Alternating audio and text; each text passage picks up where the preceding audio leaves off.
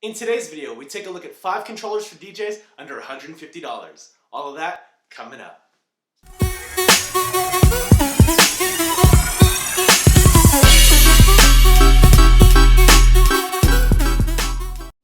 Thank you for watching PDot TV, where you'll find tips, tricks, and tutorials for DJs and music performers. Now let's get into the video.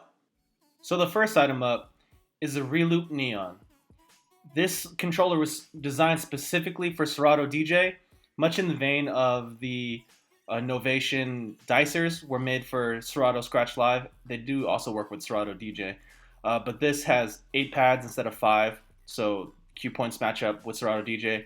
You also have control of your sampler, slicer, hot loops, and even though this only controls one deck at a time, you do get access to all your decks, which is really cool. You can also daisy chain these two together, so you can have one for each deck, kind of like you have with the Dicers as well. This is $150 for just one unit, but I mean multicolored pads, so you know which cue points are which just by visually looking at it really quick.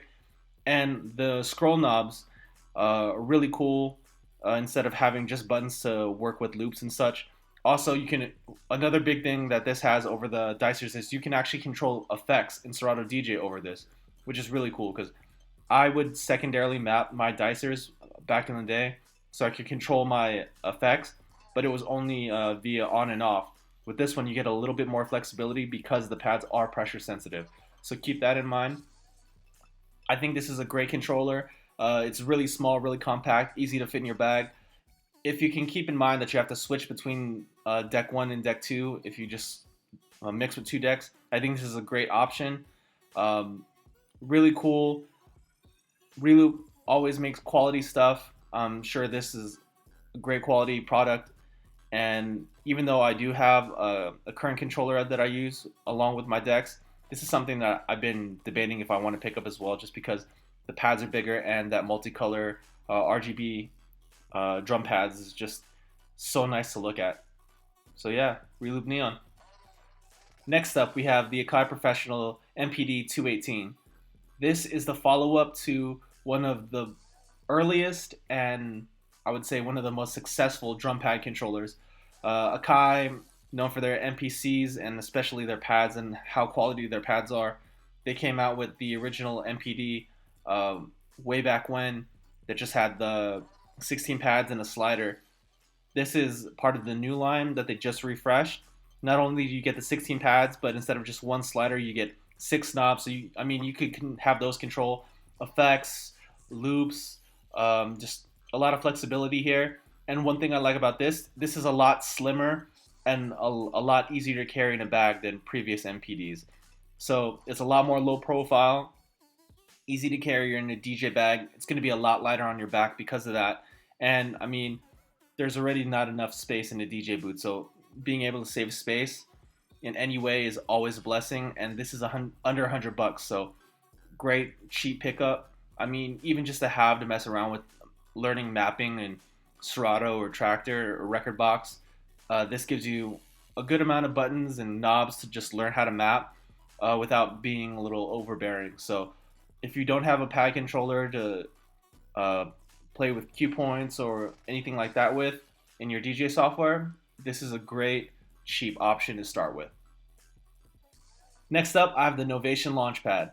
This is actually the second version of the Launchpad with the RGB backlit buttons. This is specifically made for Ableton Live, and you can control sessions in Ableton Live. I'll be going into detail about how to quote-unquote DJ with Ableton Live in future videos, and this controller makes it very easy to make that part of your live performance instead of having to use your mouse to click around.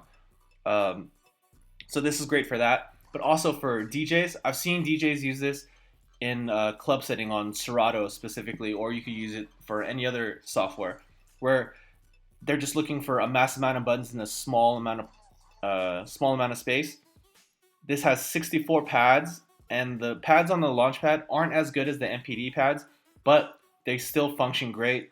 Great feel, different feel, a little clickier than the MPD pads, but having the ability to have all those buttons out, you can literally map almost all the functions in your DJ software that you need on the spot all in one controller without having to flip through different pages of a controller or having to worry about like, oh, am I on the right page? This is a great option. You can map out all your cue points, all your hot loops, all your loop rolls, all your effects controls, all on this 64 pad grid. And this is RGB backlit, so there's a possibility to group it in colors, which is nice, which wasn't available on the older Launchpad. So, and another great thing about this too is it's bus powered, so you don't have to worry about powering this thing with another plug, another AC plug, so you don't have to look for another plug. Some bigger like RGB lit controllers need that. This one does not, which is great. So also very low profile, can fit in a bag real easy. So check out the Launchpad if you're looking for a bunch of pads. And another one from Novation, the Novation Launch Control XL. This one I would say is more for people that like knobs and faders to control things like effects and loops rather than having all your cue points ready. Although this does have 16 pads at the bottom, which I mean, you could map out to your cue points. They're a little bit smaller, so you got to be wary of that. I could see myself using this, the 3 knobs at the top. Controlling effects parameters as well as hot loops and loop rolls, and having the volume, those 8 faders mapped to things like, I don't know, high pass, low pass filters, stuff like that. This is a great controller for having as many knobs and faders and a decent amount of buttons in a small amount of space. About the same space as that Launchpad that I just previously showed. This would be great. I mean, if you're doing a lot of looping, if you're doing a lot of effects on and off, if you're doing a lot of filtering, this would be a great option for you. Doesn't take up that much room. Also low profile, easy to fit in a bag, and bus powered as well. So just plug this baby right in, load up your mapping, and you're good to go. Last but not least, this is the Akai Professional MPK Mini Mark II. This one is more for the DJ that's looking to starting to get into production. I mean, everybody should have a MIDI keyboard when they start, even if you don't know how to play keys, just to be able to start to get ideas out. I mean, there's other options like the Ableton Push and the Launchpad Pro that kind of like figure out the chords and keys for you, but those are much more expensive. This is more just to get ideas out and really quick, just plug it in and you're good to go. What's cool is that these Akai MPKs map pretty well to things like Ableton Live and have mappings readily available, so those knobs can be automatically mapped to things like volume and panning and stuff like that. So it's helpful in that sense. And plus, the Sakai build quality is top notch, especially at this price point. $100, you get 25 keys, really small, easy to fit on in your bag.